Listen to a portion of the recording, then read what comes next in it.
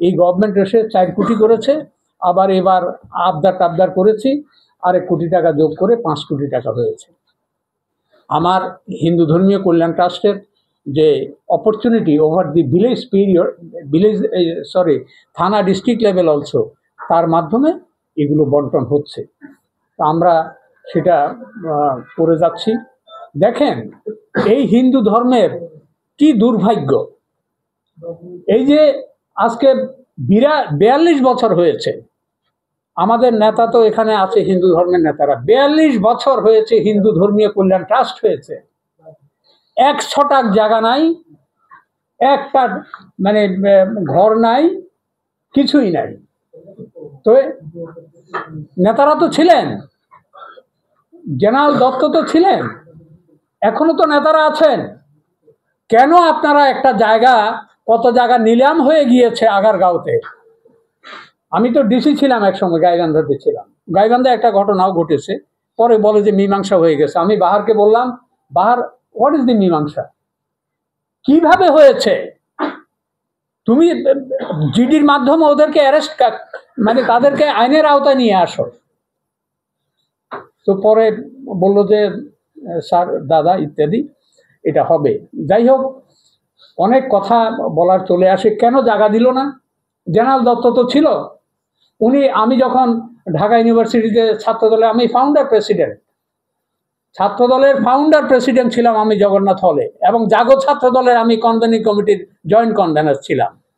তারপরে আমি 1600 নম্বরের পরীক্ষা দিয়ে সিভিল সার্ভিসে চলে এসেছি। এখন যারা cabinet secretary, home secretary, anti করাপশনের চেয়ারম্যান ইত্যাদি, এরা সবাই আমার বেস্টমেট। বিষয় হচ্ছে, আমি তো চশমা ছাড়াও আমি খোলা চোখে দেখতে পাই অন্যায় হচ্ছে। ও যে জাহাঙ্গীরনগর ইউনিভার্সিটির যে ইনকামবেন্ট, যে seeking for the employment over there in the university, সে তো বলেছে যে অন্যায় হচ্ছে। কেন বিভিন্ন জায়গায় এস্টাবলিশমেন্টে কারা এখন অ্যাডমিনিস্ট্রেশনে ঢুকে আছে আপনারা সবাই জানেন। এখানে এখানে কেয়ারটেকার গভর্নমেন্টের কিছু করার নাই, because they are needed long hands over the administration. This is democracy will bring the stability in the political, administrative, every scenario.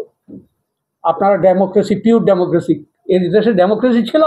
Democracy থাকলে কেন একজন এক্স প্রাইম মিনিস্টারকে পালায়ে যেতে হবে?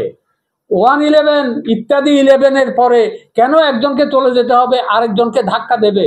কেন 2 - 2 ফর্মুলা হবে? ওয়াই?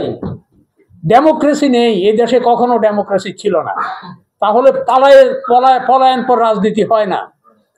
আজকে আমি রাজনীতির দিকেও চলে যাচ্ছি, আমাকে ক্ষমা করবেন। আমি একজন আমলাও ছিলাম, আবার রাজনীতি, ওই বলছি না 68-এ আমি ঢেকির উপরে লেখে পোস্টার লিখতাম ঢেকিতে।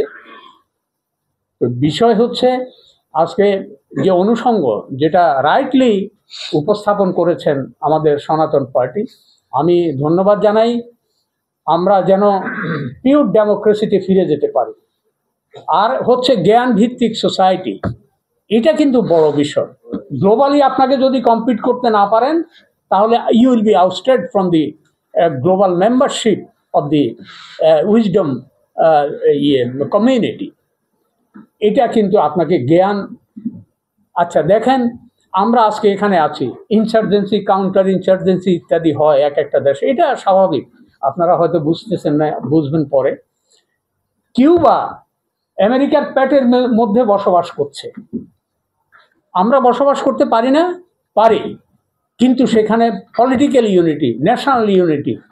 আমার যদি ফ্যান খেয়ে থাকতে হয়, ভাতের মার খেয়ে থাকতে হয়, যদি সেটার জন্য রেডি থাকেন, তাহলে সেই দেশপ্রেম, সেই দেশপ্রেমিক শক্তি, হিন্দু, বৌদ্ধ, খ্রিস্টান সবাই একযোগে আমাদেরকে সেই মার খেয়েও আমার জাতীয়তা, আমার দেশ, আমার দেশপ্রেম রক্ষা করতে হবে। তো আমি আপনাদের সময় হরণ করতে চাই না। আর আজকের এই অনুষ্ঠানে আমরা সবাই আমাদের ইসলাম ধর্মের বেত্তা এবং প্রবক্তা, এবং আগেও যারা বলেছেন তাদের প্রতি শ্রদ্ধা রেখে বলছি, আমি আপনাদের নামগুলো কালেক্ট করে যদি আমি টেলিফোন নাম্বার পাই, আমি আপনাদের কাছে, আমার আরও মেসেজ আছে। এবং আমার মনে হয় সনাতন পার্টি বিজ্ঞ পরিচালকবৃন্দ আপনারা এই নামগুলো কেন আমাদের সামনে উপস্থিত, কেন আমাদের এই তিনজন? আমার তো নাম দরকারই ছিল না, আমি আপনাদেরই লোক, আমার নামের দরকার নেই। আমার চেয়ে বিজ্ঞ বক্তৃতা এখানে দিয়েছেন, আমি তাদের প্রতি শ্রদ্ধাবোধ রেখে এবং শারদীয় শুভেচ্ছা জানাচ্ছি আমি আপনাদেরকে। এবং আমি বলতে চাই যে এই দেশে পিওর ডেমোক্রেসি ছাড়া, again I am lauding to you the people those who are concentrating here in the meeting room, pure democracy revive করা ছাড়া এ দেশের মানুষের মুক্তি নেই। বিকজ ওই যে 27 লক্ষ কোটি টাকা বলেছেন পাচার হয়ে গেছে, এই টাকা তো পাচার হয় না, আমি নিজে চুরি করেছি, আমার ভাগ্নিকে চোর বানিয়ে দিয়েছি লন্ডনে। What is this? আমাদেরকে সতর্ক থাকতে হবে। আজ যে হত্যা মামলার কথা বলা হয়েছে, কেন হত্যাকাণ্ড হবে? ধর্মীয় রিলিজিয়াস যে killings, sadly, absolutely, it is denial, approach to the nation. আমি আপনাদের কাছে আমার দীর্ঘ বক্তব্যের জন্য ক্ষমা চেয়ে নিচ্ছি। দুর্গাপূজার শুভকামনা, নেতৃবৃন্দকে আমার শ্রদ্ধা জানিয়ে আমার প্রণাম জানাচ্ছি।